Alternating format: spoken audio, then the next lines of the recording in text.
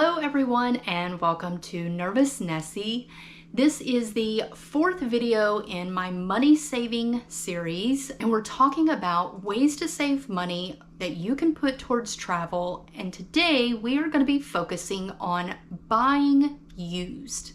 Just like the last videos, for textbooks, if you can't get a textbook for free and you can't rent or borrow it, then get used.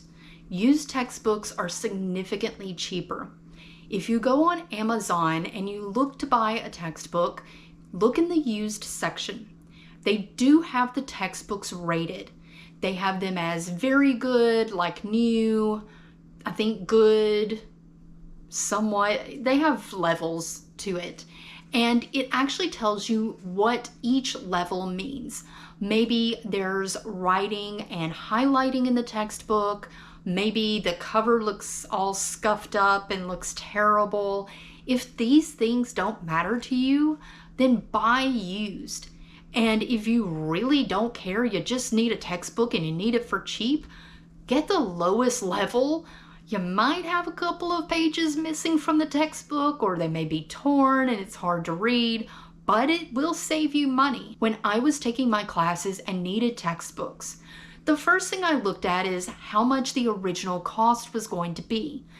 Then I looked at the used, because the original cost is always astronomically high. Most of the time you can get a used textbook for at least 50% off or less. And if you're going to get a used textbook, when you're done with it, another way to save money is see if you can sell it to someone else. The next item that you might want to consider getting used is refurbished electronics. These are electronics that people have used and have returned back to the store, and the store has gone through and essentially reset it. Things like maybe a computer or a cell phone or an Xbox, whatever, any kind of electronic it could be. When they do refurbish the electronics, they do put notices, and you want to read those notices. It will tell you the beginning state and the ending state of the electronics. Maybe it's a computer that someone bought and then they decided after using it for a while they didn't like it. So they took it back to the store to get their money back, and of course they didn't get their full money back, but they take it back and the store wipes the computer clean. That way someone else can use it. You can get that at a discounted rate. This kind of leads me into the next item, which is buying open box. What this means is someone purchased something at the store, took it home, didn't like it for whatever reason, and brought it back. But the box is now open, so the store is going to sell it at a discounted rate. For example, let's say someone bought a TV, took it home, realized that they measured incorrectly and the TV is too small or too big. They take it back to the store, they get their money back, but it's gonna look kind of sketchy when the store tapes it back and all the stuffing is not exactly where it should be in the box. So they consider it an open box. What this means for you is that you get essentially a brand new item for a lot less. And along the same lines is buying floor models. This could be electronics in your local electronics store, but it could also be things like furniture or display items. If you go into the store and let's say you do find a really nice TV that you want, but they don't have any. It's completely sold out and they're not carrying it anymore. Ask them if you can buy the one that is on display. This is called the floor model. If you get the floor model, then ask for a very heavy discount, because that means the TV has been running this whole time. Display, maybe the TV, they've been selling it for years. So technically a TV that's been running all the time during the store has a lot more wear and tear versus someone being in someone's home. So ask if you can get a discount on the floor model. Same thing for furniture.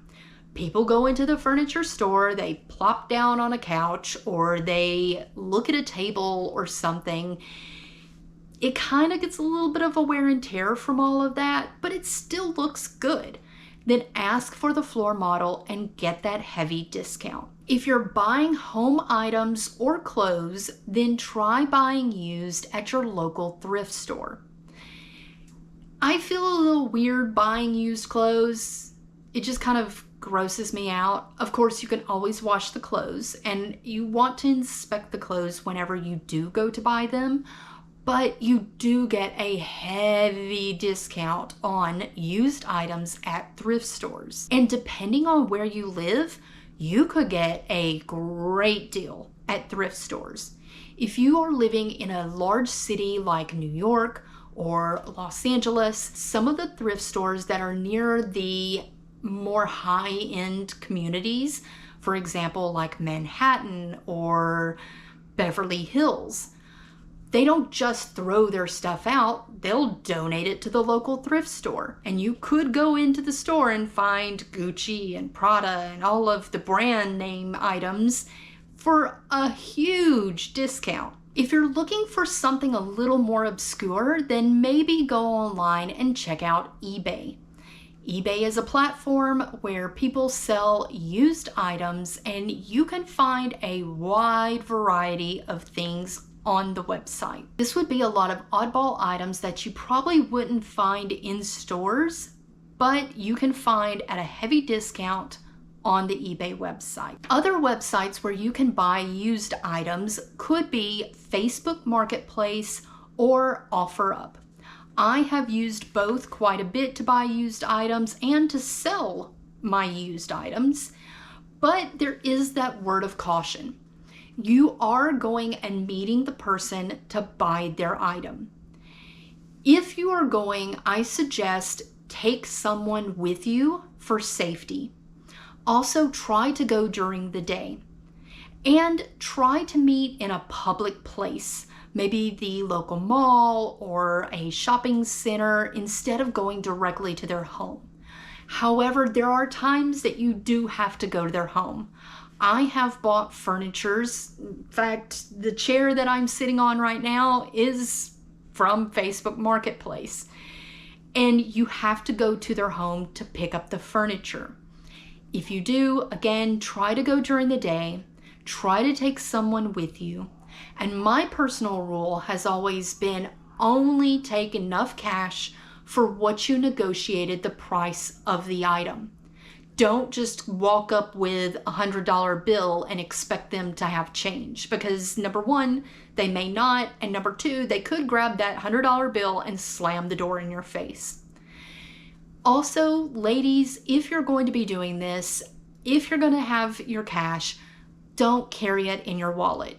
Before you get there, lock your purse in the trunk of your car and only have the cash in your pocket.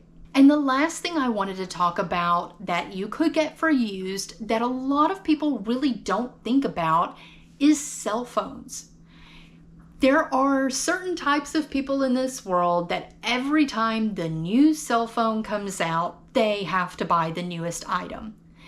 And every time they do that, it's just a churn of phones that end up going back to the store. You can get a fairly new phone by buying used. For example, let's say the brand new iPhone 16 just came out.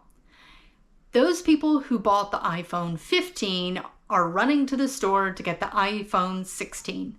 This means that the store now has a turned-in iPhone 15 that needs to either be broken down for parts or sell it. They'll get a lot more money if they turn around and sell it. And you can buy this used iPhone 15 for significantly less. When it comes to buying used items, think outside the box. A lot of times there is the stigma of buying used items, and if it's not for you, that's fine. But it is a great way to save money. So think outside the box and ask yourself, is what I'm wanting to buy an item that I can get used somewhere else? I hope you liked this video. If you did, give me a thumbs up. And if you would like to know when the next video in this series comes out, then subscribe.